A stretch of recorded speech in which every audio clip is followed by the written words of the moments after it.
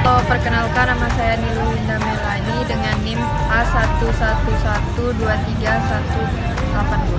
Oh, perkenalkan, nama saya Rismawati dengan NIM A1123160. Perkenalkan, nama saya Anggita Pratiwi dengan nomor sambut A1123142.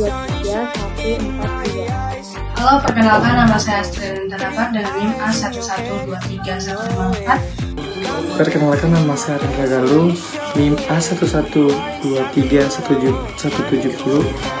Perkenalkan, nama saya Triana Sarisaka dengan NIM 11123152.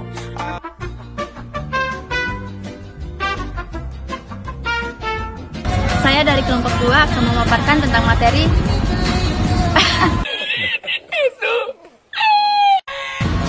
Saya dari kelompok 2 akan memaparkan materi tentang karakteristik bahasa sastra dan beserta contohnya. A few moments later. Karakteristik bahasa sastra. Bahasa sastra adalah bahasa yang khas dalam dunia sastra dan menurut beberapa orang menyimpang dari cara penuturan yang telah bersifat otomatis, rutin, biasa, dan wajar. Penuturan dalam karya sastra selalu diusahakan dengan cara lain, baru dan belum pernah dipakai sebelumnya. Unsur kebaruan dan keaslian merupakan suatu hal yang menentukan nilai sebuah karya. Penyimpangan bahasa dalam sastra tidak menjadi kebebasan yang tak terbatas. Maka dari itu, karya sastra yang diciptakan dengan menggunakan bahasa yang baik akan dapat memancarkan efek keindahan yang dapat dinikmati oleh pembacanya. Dengan menggunakan bahasa, maka sebuah karya sastra akan memiliki makna yang lebih tepat untuk dipahami. Selain itu, pengguna bahasa sastra dan karya sastra ini juga memiliki persamaan dan perbedaan dengan penggunaan bahasa non-sastra. Menggunakan bahasa yang sama, perbedaan bahasa sastra dan non-sastra yaitu pengelolaan bahasanya. Karya sastra mengolah bahasa sedemikian rupa sehingga bisa memancarkan efek estetika yang dapat memikat para pembaca dan tidak ada aturan yang dapat mengikat penggunaan bahasa sastra.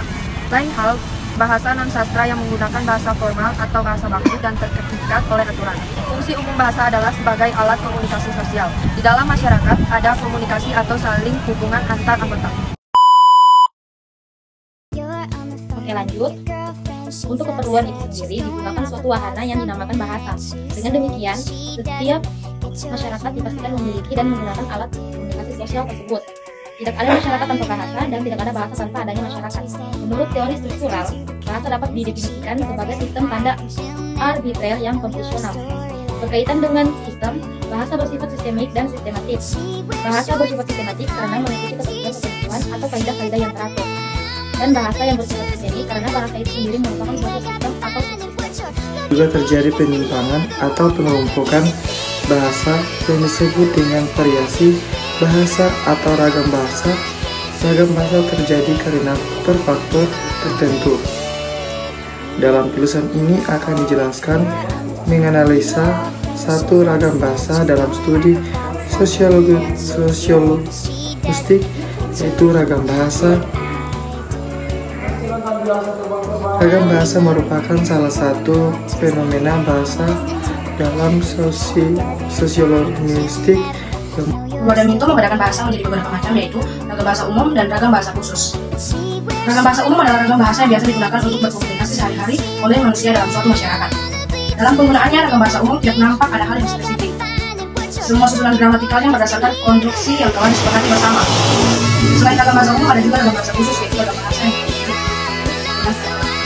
Ragam bahasa khusus dikelompokkan menjadi beberapa macam, yaitu ragam bahasa jurnalistik, ragam bahasa jabatan, ragam bahasa ilmiah, dan ragam bahasa sastra. Semuanya memiliki karakteristik atau ciri-ciri yang berbeda. Contoh karakteristik bahasa sastra. 1. Bahasa sastra dominan menggunakan perasaan daripada pikiran. 2. Bahasa sastra lebih menunjuk pada makna konotatif. 3. Bahasa sastra merupakan hasil kerja imajinatif. 4. Bahasa ditandai dengan pengungkapan yang menyimpang. 5. Bahasa sastra menggunakan unsur tertentu untuk mencapai keindahan. Karakteristik bahasa karya sastra lebih bersifat kreatif dan merupakan hasil kerja imajinatif agar dapat mencapai keindahan bahasa.